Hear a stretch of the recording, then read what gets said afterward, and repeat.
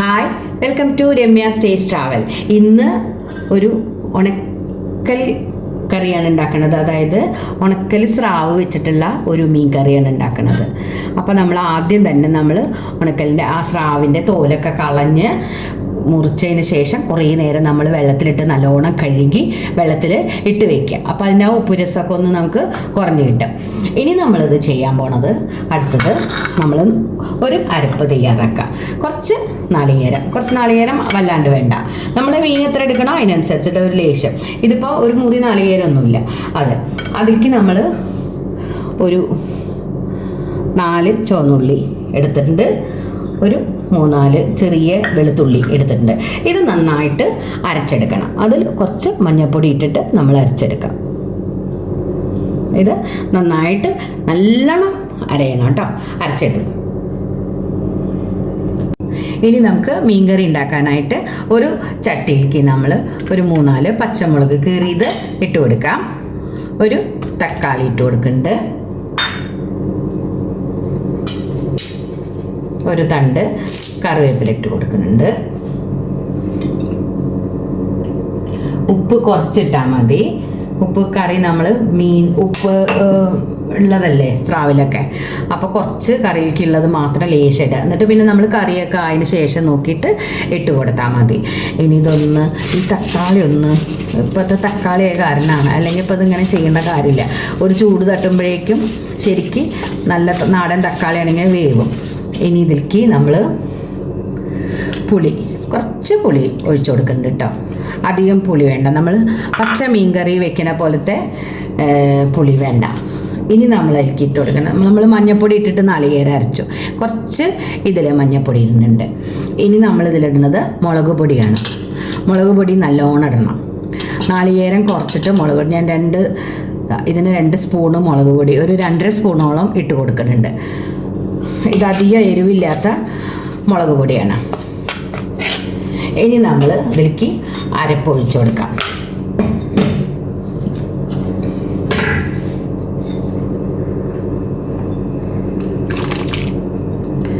അരപ്പൊഴിച്ചെടുത്ത് നമുക്ക് കറിയിലേക്ക് ആവശ്യമുള്ള വെള്ളം ഒഴിച്ചു കൊടുക്കാം.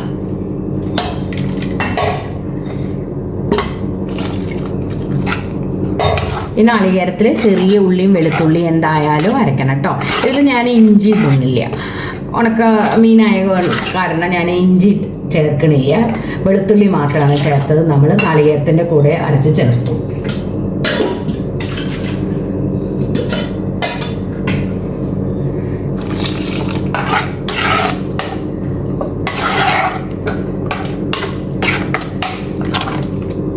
ഇത് നല്ലോണം ഒരു എരിവ് വേണം, നല്ല മുളകിൻ്റെ എരിവ് വേണം. ഇതിൽ നമ്മൾ മസാലപ്പൊടി ഒന്നും ചേർക്കണില്ല. ഇനി ആവശ്യത്തിന് കുറച്ച് വെള്ളം കൂടി ചേർത്ത് പാകാക്കിയെടുക്കാം. എന്നിട്ട് ഇത് നന്നായി തിളപ്പിച്ച് വേവിച്ചെടുക്കുക. നാളികേരം നമുക്ക് അടുപ്പത്ത് വെച്ച് വേവിച്ചെടുക്കാം.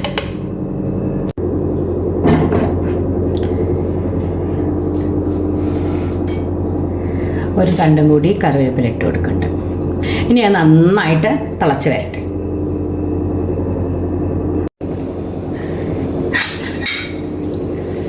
ചാറൊക്കെ നന്നായി തിളച്ചിട്ടുണ്ട്. ഇനി നമ്മൾ മുറിച്ച് കഴുകി വെച്ച ഉണക്ക സ്രാവ് ഇട്ട് കൊടുക്കാം.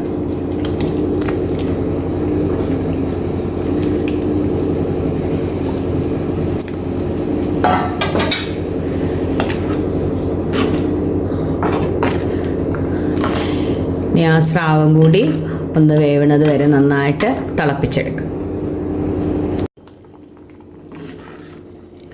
ചാറൊക്കെ നന്നായിട്ട് കുറുകി വന്നിട്ടുണ്ട്. സ്രാവിനധികം വേവൊന്നുമില്ല. ഇനിയിപ്പോൾ നമ്മൾ ഈ പുളിക്ക് പകരം മാങ്ങിയിട്ടിട്ടും ഇതേപോലെ അരപ്പിൽ വെക്കാം കേട്ടോ. നല്ല ടേസ്റ്റാണ്. ഇപ്പോൾ ഉണക്കൽ സ്രാവ് മാത്രമല്ല, ഉണക്ക മാന്തൾ, ഉണക്ക മുള്ളൻ, ഉണക്ക മത്തി എല്ലാം ഇതേ രീതിയിൽ തന്നെ നമുക്ക് കറി വയ്ക്കാം കേട്ടോ. നല്ല ടേസ്റ്റാണ്. ഇതേപോലെ നാളികേരം കുറച്ചിട്ട് മുളക് പൊടി കുറച്ച് കൂടുതൽ എരിവിനനുസരിച്ചിട്ട് ഇട്ടിട്ട് വെക്കാം. വെറുതെ നമ്മളതിൽ മസാലപ്പൊടി ഒന്നും ഇട്ട് കൊടുക്കേണ്ട കാര്യമില്ല. ഇങ്ങനെ വെക്കുകയാണ് അതിൽ ഏറ്റവും ടേസ്റ്റ് വരുന്നത്. ഇനി നമുക്ക് ഫ്ലെയിം ഓഫാക്കി ഒന്ന് വറുത്തിടാം. നമ്മൾ വറുത്തിടാൻ വെളിച്ചെണ്ണയിലാണ് വറുത്തിടുന്നത്. വെളിച്ചെണ്ണ ആവശ്യത്തിന് ഒഴിച്ചു കൊടുക്കാം.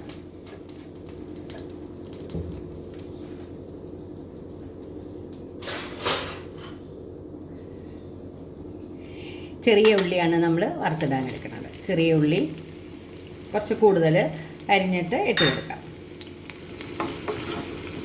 അത് നന്നായിട്ടത് മൂത്തതിന് ശേഷം നമുക്ക് കുറച്ച് കറിവേപ്പിലയും ചേർത്ത് ഒഴിച്ചു കൊടുക്കാം. പിന്നെ കറിയിൽ ഉപ്പൊക്കെ നോക്കണം പാകത്തിന് കേട്ടോ. പാകത്തിന് നോക്കിയിട്ട് നമ്മൾ സ്രാവ് ഇട്ടതിന് ശേഷം നമ്മൾ ഉപ്പ് നോക്കുക തിളച്ചതിന് ശേഷം. അപ്പോൾ ആ സ്രാവിലത്തെ ഉപ്പ് രസമൊക്കെ ആ കറിയിലേക്ക് വരും. എന്നിട്ട് അതിന് പാകത്തിന് നമ്മൾ ഉപ്പിട്ട് കൊടുക്കണം. ഇനി ഈ ഉള്ളി നല്ലോണം മൂത്തതിന് ശേഷം കറിയിലേക്ക് ഒഴിച്ചു കൊടുക്കാം. അതിൻ്റെ കൂടെ ഒരു തണ്ട് കറിവേപ്പില കൂടി ഇട്ട് കൊടുക്കാം.